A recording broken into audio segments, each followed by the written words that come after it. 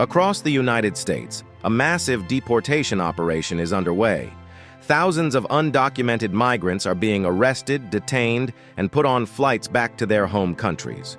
Immigration and Customs Enforcement, ICE agents, are conducting large-scale raids in major cities, targeting homes, workplaces, and even public spaces. This is one of the most aggressive immigration crackdowns in American history. But why now? What's behind these deportations? And how will it impact crime, homelessness, and the economy? Today, we break it all down. Trump's deportation plan. What's happening? Since returning to office in 2025, Donald Trump has doubled down on his hardline immigration policies. His administration has revived and expanded programs like expedited removal, allowing ICE to deport undocumented immigrants without lengthy court proceedings. The goal: to remove millions of people as quickly as possible. On January 23, 2025, ICE launched Operation Safeguard, the largest coordinated immigration raid in recent history. More than 500 undocumented immigrants were arrested in a single day. The administration claims this is just the beginning, with plans to deport hundreds of thousands more. ICE official: our mission is to remove individuals who have entered the country illegally. We are focusing on those with criminal records, gang affiliations, and repeat immigration violators. But these raids aren't just targeting criminals. Families, longtime residents, and even DACA recipients have been caught in the sweep. Critics argue that this is a mass deportation campaign that could tear communities apart. Crime and public safety. Will this help? A major justification for these deportations is crime prevention. The administration claims that undocumented immigrants are responsible for a significant portion of violent crimes. But what do the numbers actually say? ICE reports that since January, there has been a 98% increase in the arrests of migrants with criminal records. Gang-related arrests are up by 105%. The administration argues that deporting these individuals makes America safer. But critics point out that crime rates among undocumented migrants are actually lower than those of U.S. citizens.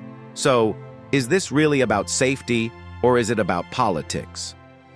Criminal justice expert: studies show that immigrants, both documented and undocumented, are less likely to commit crimes compared to native-born Americans. The fear of deportation often keeps them from engaging in illegal activities. Homelessness. Will this fix the crisis? Another argument for mass deportations: the housing crisis. With over 600,000 people homeless in the U.S., the administration claims that removing undocumented migrants will free up resources for American citizens. But does this argument hold up? Let's look at the numbers. Many migrants work in low-wage industries: construction, agriculture, and service jobs. They often live in overcrowded apartments, not in public housing. Most of them aren't even eligible for government aid. So, will deporting them solve homelessness? Most experts say no. In fact, some argue it could make the problem worse by removing low-wage workers who build and maintain housing. Housing policy analyst: if you deport hundreds of thousands of undocumented workers, industries like construction will suffer. That means fewer affordable homes being built, leading to even higher rents. The real cause of homelessness? A lack of affordable housing, mental health care, and drug rehabilitation services, not immigration. The economic impact, good or bad. Undocumented immigrants make up about 5% of the U.S. workforce. They are the backbone of industries like farming, construction, and food service. Deporting them will create a massive labor shortage. Farm owner: without migrant workers, our crops will rot in the fields. Americans aren't lining up to do this work. In states like California and Texas, businesses are already struggling to find workers. Many employers say that mass deportations will drive up labor costs and could trigger higher prices for food, housing, and services. Legal and humanitarian concerns. One of the biggest controversies: the legal and humanitarian implications. The Trump administration is using the 1798 Alien Enemies Act to justify mass deportations. This law was originally meant for wartime enemies. not for immigrants seeking a better life. Immigration lawyer. Many of these deportations are happening without due process. Families are being separated, and some people are being sent back to countries where they face real danger. And then there's the human cost. Families torn apart. Parents deported while their children remain in the U.S. dreamers, who grew up in America, now facing an uncertain future. The global consequences of mass deportations. The impact of mass deportations doesn't stop at the U.S. border countries like Mexico, El Salvador, Honduras. And Guatemala are now facing a crisis of their own as tens of thousands of deported migrants flood back into their cities and towns. But what happens to them once they arrive? For many deportees, returning home isn't just difficult, it's dangerous. Some fled gang violence, political persecution, or extreme poverty. Being sent back often means facing the same threats that made them leave in the first place. So while the Trump administration sees mass deportations as a domestic issue, the reality is far more complicated. The question is, will these policies actually stop illegal immigration, or will they only create a bigger crisis in the long run?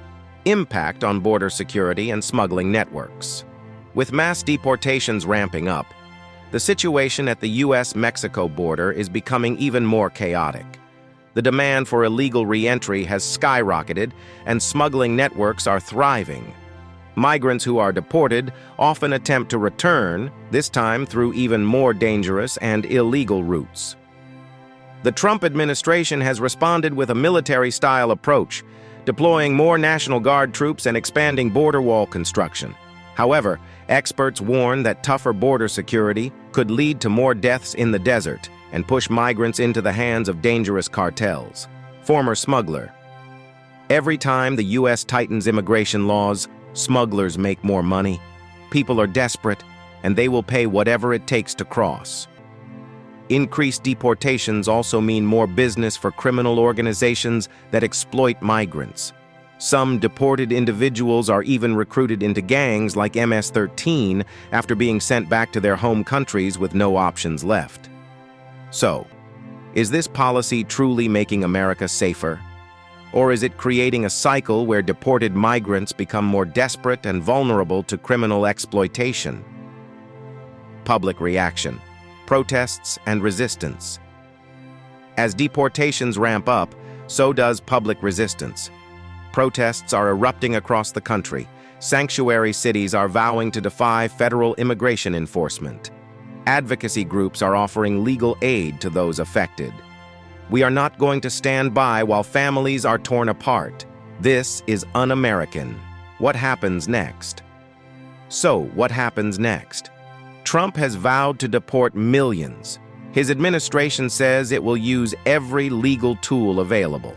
But with growing opposition and economic concerns, the future of this policy remains uncertain. One thing is clear. This is not just an immigration issue, it's a national crisis. Will mass deportations make America safer and stronger, or will they create more problems than they solve? Only time will tell. What do you think? Should mass deportations continue, or is there a better solution? Let us know in the comments below, and don't forget to subscribe for more deep dives into the biggest issues of our time.